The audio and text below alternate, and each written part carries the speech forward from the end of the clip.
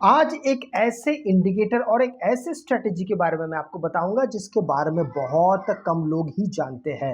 इस चीज़ को जानने के बाद ट्रेडिंग में एंट्री करना, एग्जिट करना आपके लिए बेहद ज़्यादा आसान और सटीकता की ओर आपको लेके जाएगा। एक बात और है, अगर आपको हमारा वीडियो अच्छा लगता है तो ज़रूर हमारे वीडियोस को लाइक ज़रूर कीजिएगा। आज के वीडियो का लाइक का टारगेट रखते हैं, कम से कम 500 लाइक्स आज हो जाने चाहिए और चैनल को सब्सक्राइब जरूर कीजिएगा। सीधी स्ट्रेटेजी पे आता हूँ। इस स्ट्रेटेजी के लिए हमको आवश्यकता पड़ेगी कैंडल्स को बदलने की। कैंडल्स यहाँ पे लगा हुआ है, हम इसको कर देंगे सबसे पहले हाई की राशि में। हाई की राशि में परिवर्तित करने के बाद इंडिकेटर सेक्शन में हम जाएंगे और यहाँ पर एक इंडिकेटर आप यहाँ पे लगा लेंगे, उसको कहते हैं STC। आप अगर देखेंगे तो सबसे पहला वाला जो आपको दिखाई दे रहा है STC indicator, a better McD. बस ये मैकडी का ही एक प्रकार है, एक अच्छे वर्जन में। सबसे पहले हम इसको सिलेक्ट कर लेंगे। इसको सिलेक्ट करने के बाद इसके कुछ सेटिंग्स के बारे में सबसे पहले यहाँ पे ठीक ठाक कर लेंगे। सेटिंग्स में आप जाइए, 12 जो लिखा हुआ है इसको हम सबसे पहले कर देंगे 80। 26 लिखा हुआ है इसको कर देंगे 27। नीचे स्लो लेंथ जो है ये 50 लिखा हुआ है, इसको कर देंगे हम 35। इतना होने के बाद स्टाइल में आइए। स्टाइल में आने के बाद यहाँ पे बहुत ज़्यादा विशेष हमको कुछ करना नहीं है। थोड़ा बहुत यहाँ पे कलर को डार्क किया जा सकता है, लाइंस को थोड़ा सा मोटा कर देंगे। यहाँ पे सबसे पहला STC का जो पहला है ग्रीन कलर है और रेड है, रेड को भी थोड़ा सा डार्क कर देंगे, लाइन को भी थोड़ा सा यहाँ पे हम मोटा कर देंगे। इसके बाद आप नीचे आइए, प्लॉट लिखा हुआ है, प्लॉट नंबर 1 ये सपोर्ट का है, इसको हम डार्क ग्रीन करेंगे और इसके ओपेसिटी को भी बढ़ा देंगे, थोड़ा सा इसको मोटा कर देंगे ताकि थोड़ा विजिबल अच्छा हो, दिखाई दे अच्छे से। सेकंड वाले प्लॉट को डार्क रेड कर देंगे, इसकी ओपेसिटी भी बढ़ा देंगे, इसके थिकनेस को भी बढ़ा देंगे ताकि अच्छे से दिखे। बस हमारे STC का काम यहाँ पे पूरा हो चुका है। अब हम बात करेंगे कि हम अब दूसरे इंडिकेटर के सहारे इसमें हम कैसे देख सकते हैं कॉम्बिनेशन में। दूसरा जो ये हमारा इंडिकेटर लगेगा इसका नाम है KC। आप यहाँ पे देख सकते हैं केल्टनर चैनल, इसको आप क्लिक कर लीजिए। इसको क्लिक करने के बाद इसके सेटिंग्स में हम जाएंगे। सेटिंग्स जैसा है उसको वैसा ही रखेंगे, केवल जो 20 है ना लेंथ, इस लेंथ को बढ़ा के हम कर देंगे 50। बाकी जैसा है उसको वैसा ही रखेंगे। स्ट्रेटेजी बड़ा आसान है, चीज़ों को देखने में आपको धीरे धीरे यहाँ पे समझ में आने लगेगा। सबसे पहला अगर आप देखेंगे कि हम उस वक्त इस ट्रेड में एंट्री करेंगे जब मार्केट STC का ये रेड लाइन आपको याद है, ये है आपका रेजिस्टेंस दर्शाता है और नीचे जो है आपका ग्रीन लाइन ये सपोर्ट को दर्शाता है। मार्केट अगर रेड लाइन के ऊपर है तो हम ये समझ जाएंगे कि मार्केट में अभी रेजिस्टेंस मार्केट पे चल रहा है, कि मार्केट ऊपर के क्षेत्र में ओवर बॉट पोजीशन पर मार्केट पहुंच गया। ये सबसे आसान है समझने के लिए, पॉइंट नंबर 1। पॉइंट नंबर 2, उसी तरीके से केल्टनर चैनल में भी आप यहाँ पे ओवरबॉट मिडिल लाइन और नीचे का ओवरसोल्ड लाइन देख सकते हैं। इसमें भी एक बात है, बात क्या है कि मार्केट ये जो पूरा एक एरिया है केल्टनर चैनल का, ये जो पूरा एरिया है, ये जो बैंड है, इस बैंड के अंदर जब तक मार्केट रहेगा हम लोग यहाँ पे एंट्री के बारे में प्लान नहीं करेंगे, क्योंकि हमें पूरी तरीके से मार्केट को या तो ओवरबॉट होने देना है या फिर ओवरसोल्ड होने देना है। हम ओवरबॉट या ओवरसोल्ड कब इसको समझेंगे, जब मार्केट इस अपर लाइन के ऊपर क्लोज होगा, कम से कम 2 कैंडल। जब ऐसा क्लोज हो जाएगा तुरंत हम वहां पे एंट्री के बारे में नहीं विचार करेंगे। क्यों? क्योंकि यहाँ पर जो आप STC का लाइन देख रहे हो वो ग्रीन है। ग्रीन का मतलब है कि मार्केट और ऊपर जाने की दिशा में हो सकता है, इसलिए हम यहाँ पर वेट करेंगे। कब तक वेट करेंगे? कि जब तक मार्केट अब ये STC रेड सिग्नल ना दिखा दे तब तक हम वेट करेंगे, ठीक है। और हमारा स्टॉप लॉस कहाँ होगा? स्टॉप लॉस बिल्कुल वहीं पे होगा जहां पे मार्केट ने आपको ओवरबॉट पोजीशन को दिखाया था।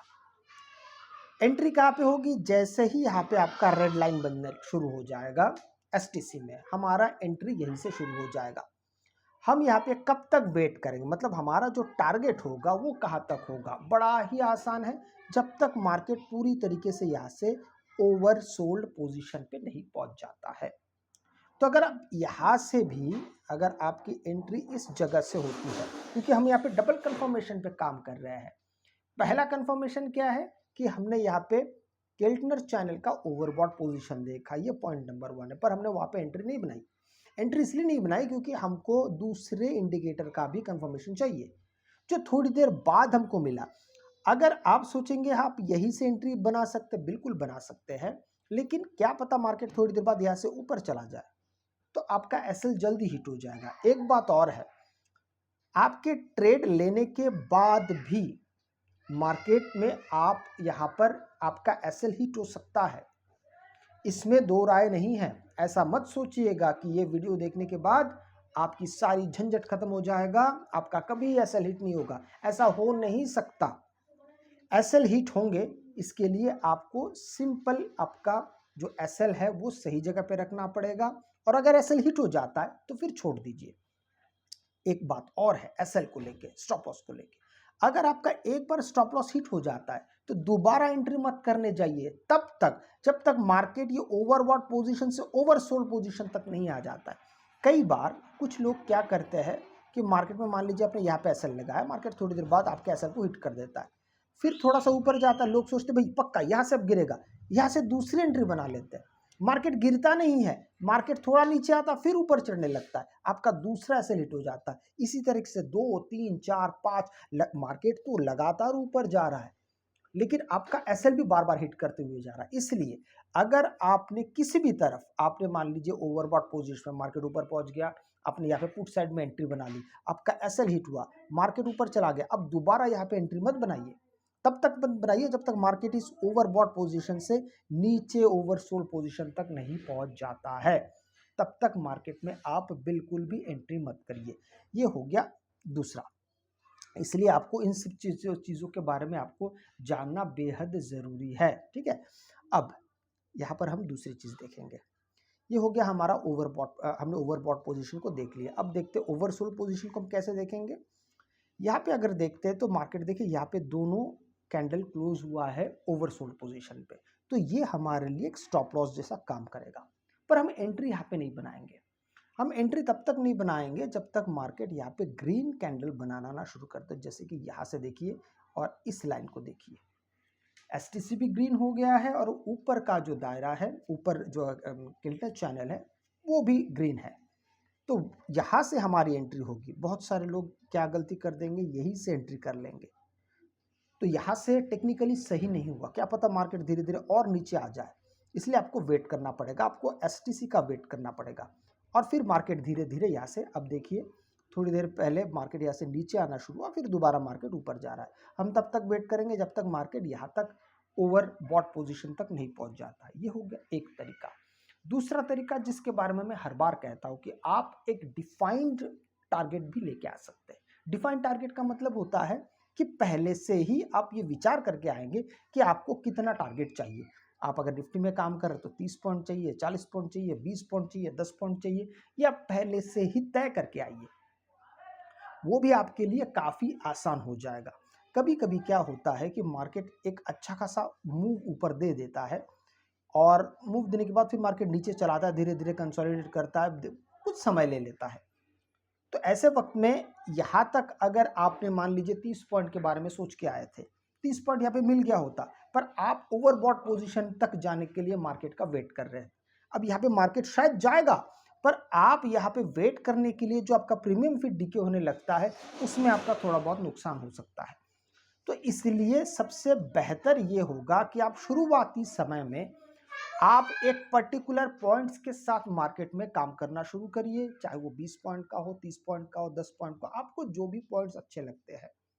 क्योंकि कभी कभी होता है कि आप बहुत ज़्यादा, अगर मान लीजिए आप में लालच आना शुरू हो जाएगा, वो आपके ट्रेडिंग के लिए अच्छा नहीं होगा। तो शुरुआती दौर में एक तो आपको प्रैक्टिस भरपूर करनी पड़ेगी, क्योंकि मैं आपको ये भी साथ में बता देता हूँ कि अगर मान लीजिए कि आपका, जैसे कि इस जगह को देखिए, ये देखिए, अब यहाँ पे थोड़ा सा आप ध्यान देंगे, मार्केट यहाँ से नीचे आया, ये ओवरसोल्ड पोजीशन पे चल रहा है, ठीक है, मार्केट नीचे आ रहा है, नीचे आ रहा है, नीचे आ रहा है। यहाँ पर अगर थोड़ा सा ध्यान देते हैं, दो यहाँ पे ग्रीन कैंडल बन गया, यहाँ पे भी आपका ग्रीन बना, तो आप यहाँ पे एंट्री करेंगे।